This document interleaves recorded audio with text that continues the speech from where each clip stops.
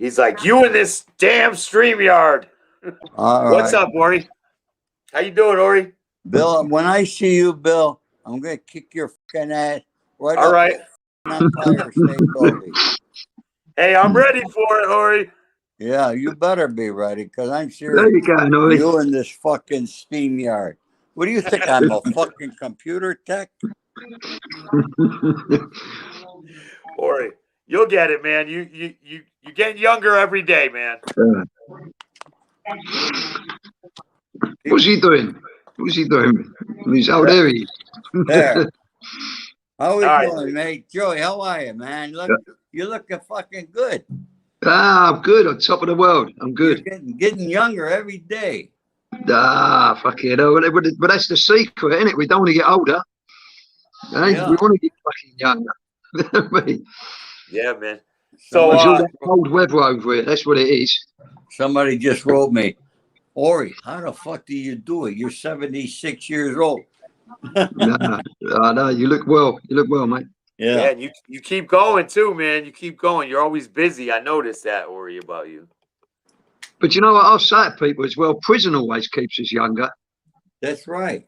Do you know what I mean? You know, a lot of guys done a lot of time in prison. You see them, they come out and they're like, you know, they seem younger in themselves, you know? You know, they say, I'm 60. Google it. They say people who did time in prison live 10% longer. Is that what they say? 10% longer or what? That's pretty crazy. So where did you guys meet each other? Well, all right. Joey was walking down Santa Monica Boulevard, all right, where all the gay people are. And I picked them up. Hang on. I forgot that story. I thought it was you took me to Santa Monica, Ori.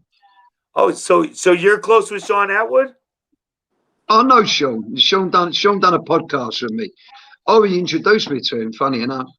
Yeah, I tried to get introduced to Sean and he never hit me back. No. Hold on.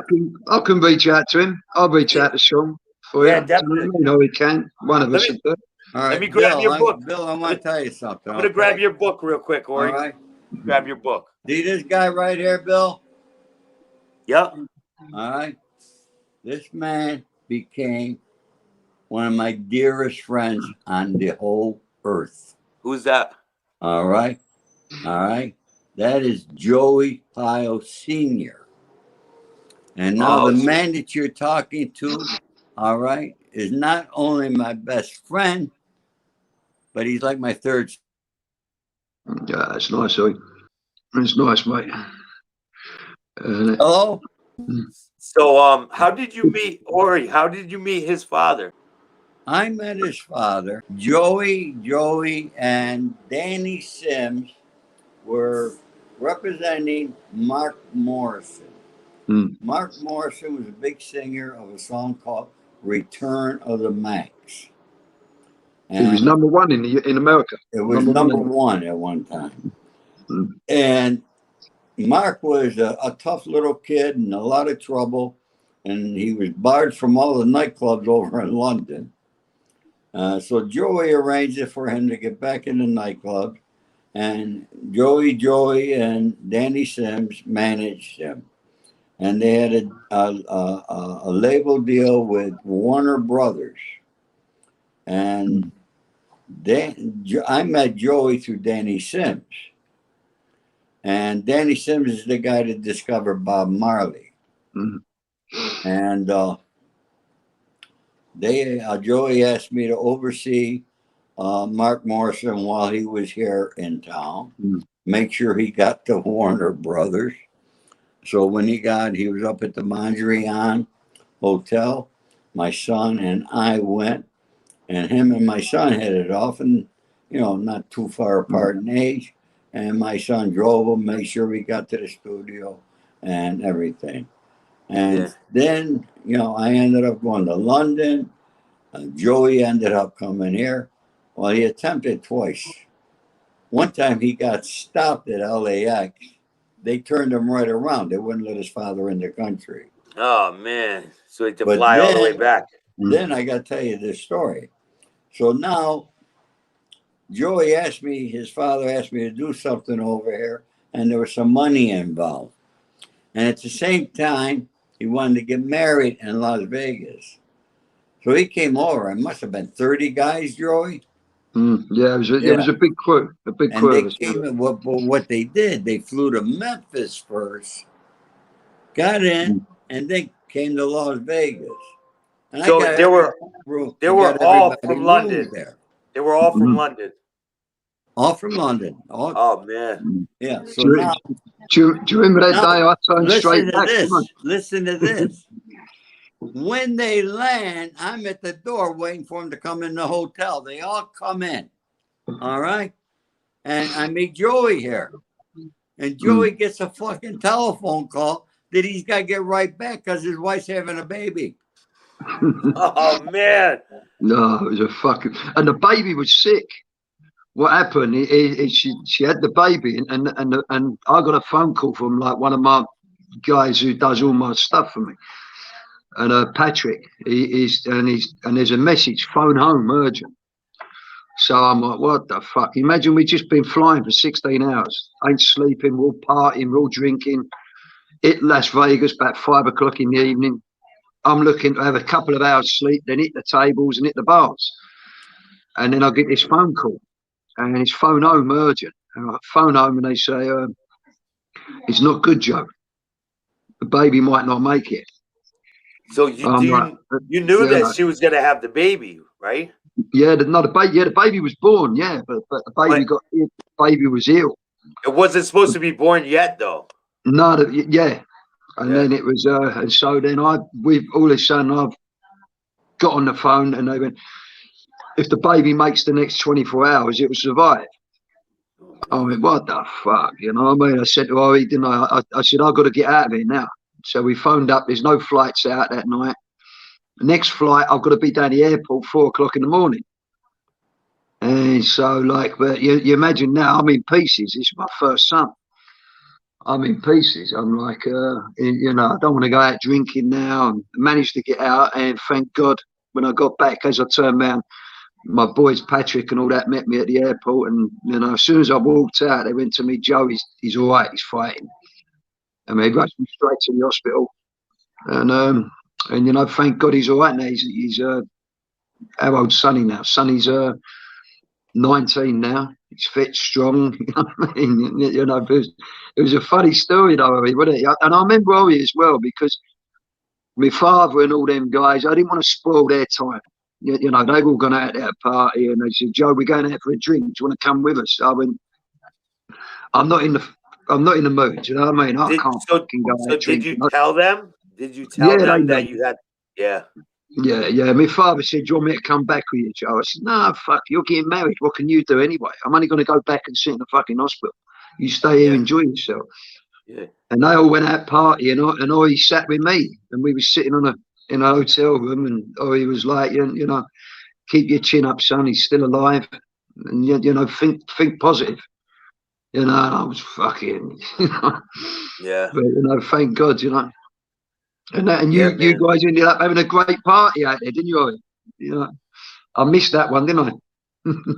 Yeah. How was the party, Ori, down there in Vegas? Oh my God, you wouldn't believe it. You would not fucking believe. I was doing the concert with Wyclef John, all right, and a bunch of other singers at the Aladdin Hotel at the same time. Yeah. Now, I got to tell you something. I don't drink a lot. I might have a shot of tequila at nighttime, all right? I'm not a big drinker. I don't know why. When I'm around with these guys in London, I fucking drink. But now I had a lot of work to do that night. We had the show going on.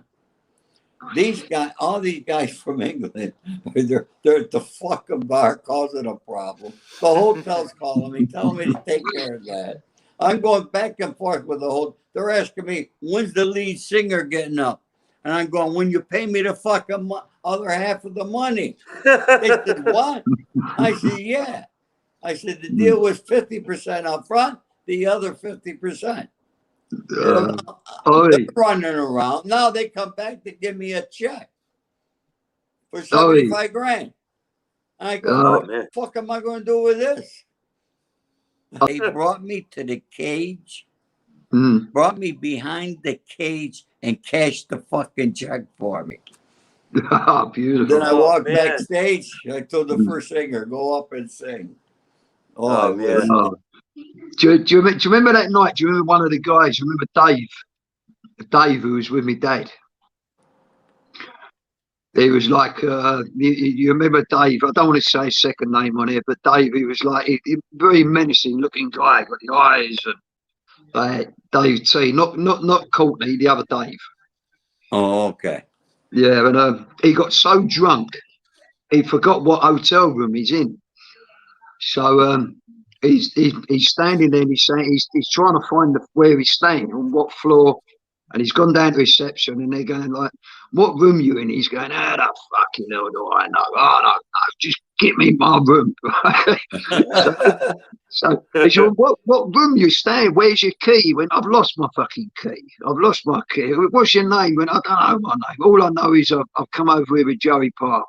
So they've gone and knocked me dad up with this Dave about 5 o'clock in the morning. And they gone, do you know him? And my dad's gone, yeah. And he's so drunk, my dad just got him in. He's collapsed on the floor. So my dad's left him on the floor. And and that night, when my dad got back, he ordered a steak and chips. And he'd had a cigarette and he'd used the what was left of the steak. He stubbed the cigarette on the plate. And his mate Dave has been waking up. He's woke up about 6 o'clock in the morning. He's eating all the fucking steak and the fucking chips and everything. You know what I mean? You know, that was the first night. That was. Now, look at, I want to tell you something, Bill. All right.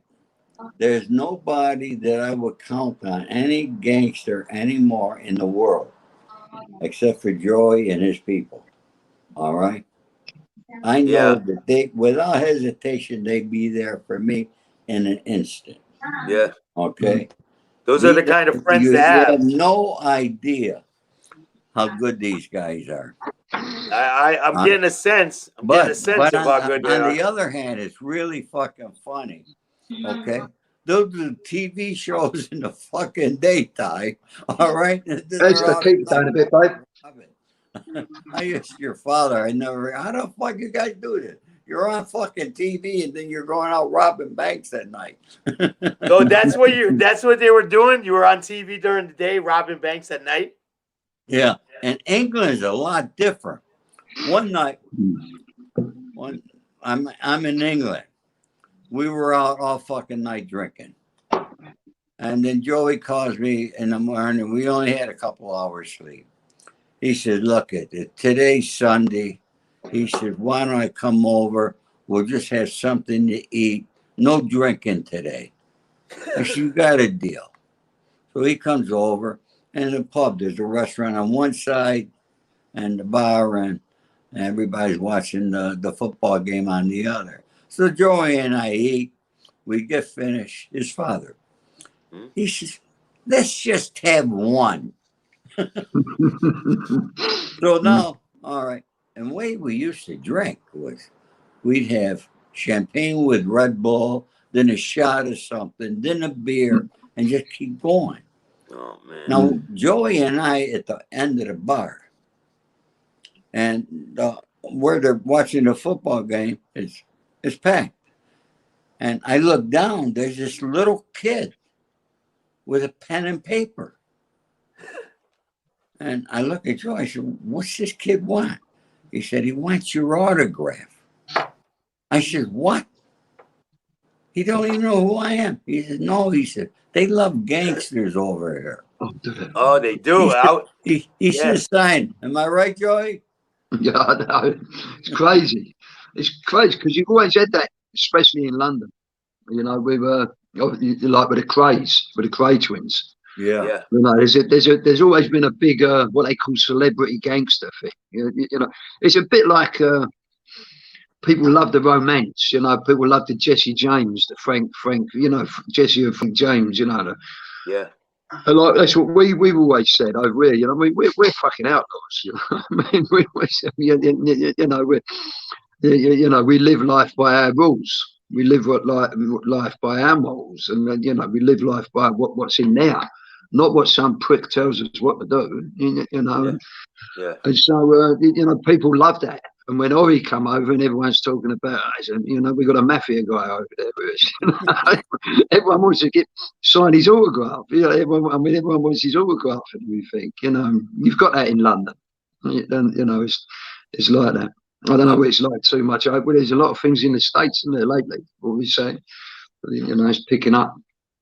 So did your dad have any dealings with the Cray twins? Yeah, Jesus, God. You know, my father was Ronnie's best man at his wedding. Huh? Yeah. You know, but the Cray twins were, you know, you got to remember, we've been in London for 35, 40 years. The Cray twins were in London, controlling London for 4 or 5 years, and then they got busted. And then they got put away for life in prison. So they were tough guys. They were street kids. They were tough kids. They were tough guys. But their life was finished at the age of 32. Yeah. Do you have any situations you could tell that when you guys were involved with them? Well, I was a kid. You know, I was 1 year of age when they got put in prison. Yeah. My father, you know, there's plenty of stuff. You know, Yeah. there's. Let me tell you, You know, my dad was on death row. Compare his father with somebody. I compare him. I say he was the Frank Costello of London. Joey and I, we thought we can get more done with our brain than with a gun. And now Joey is the man. Joey visited Ronnie and Reggie, what, over 300 times, Joey? I was up there every week. I was seeing Ronnie every single week because he was under what they call hospital. He was in like the madhouse, so it comes under hospital regulations. It's not like a normal. And when you're in Broadmoor Hospital, you can have a visit every single day of the week. So I used to go up there with my father to start off with, and then when my father was in prison, I'd go in there, see Ronnie, and you know, and Ronnie, and in the end, Ronnie would be asking me to do things. He'd be saying, "Joe, can you do me a favour?" Let's go. You know, the guy's in prison. You know, yeah, sure, I can. What do you want? And then you know, I was doing bits and bobs for him, and we become pals. Me and Ronnie, you know, we was friends, and you know, I like Ronnie. You know, there's a story when my dad got arrested for murder back in the 60s, and he's one of the only guys who was on death row. Back then in the 60s, if you got guilty wrong, they'd hang you. You killed. And there was about 22, 23 witnesses to this murder. By the time it went to court, there weren't one witness who would turn up at court. Yeah. Everyone went, don't want nothing to do with it. And a lot of, you know, they're dead now. So, you know, I can say it. But a lot of people turn around and say, like, you know, it was the Crays who used a bit of influence. So was it like was the Crays like kind of like their own mafia family, and then they had guys underneath them, or how did it work? How did the hierarchy work? Yeah, you had the twins, you had the Cray twins and their brother Charlie, and in the UK you guys have got what you call a crew, but in the UK we have what we call a firm. And you might have 50 firms in London. You haven't got like five families like what you got in New York. Yeah. But in London, you might have 50 firms, but you might have 3 or 4 firms. What are the top? So does the top firms control the whole thing? No, they control their area. No one's controlled London. No one has controlled London. You know, there's a lot of talk of people turn around and say the Crays controlled London, these guys controlled London. You know, street guys, we don't talk like that. You know, like, you know, someone could have the biggest gang, the biggest crew in the world and have more money than anything. But if that guy wants to kill me or wants to have a fight with me, I'm going to have a fight. I won't want to fight with him. But if what's the alternative? I become a punk or I run away? Well, that ain't happening. So You know, to turn around and say someone runs London, he's like, you know, you can run London in ways of people respect you, but there's always tough guys. Yeah. You know, there's always tough guys, and there's a lot of tough guys in London what ain't in books. Now, do they name them after like different families, like in New York? Do they name them after the person's last name and all that, or do they find different names for these crews? No, not really. It's called the firm. It's like the firm. It's like, you know, people. It's a funny story with when Mike Tyson come over to England, and I got called at 5 o'clock in the morning to go and meet him, and this was the first time he was here, and then I got called to go and see him. I was with Mark Morrison, and we went in to see him, and then and I got introduced as the head of the Cray family.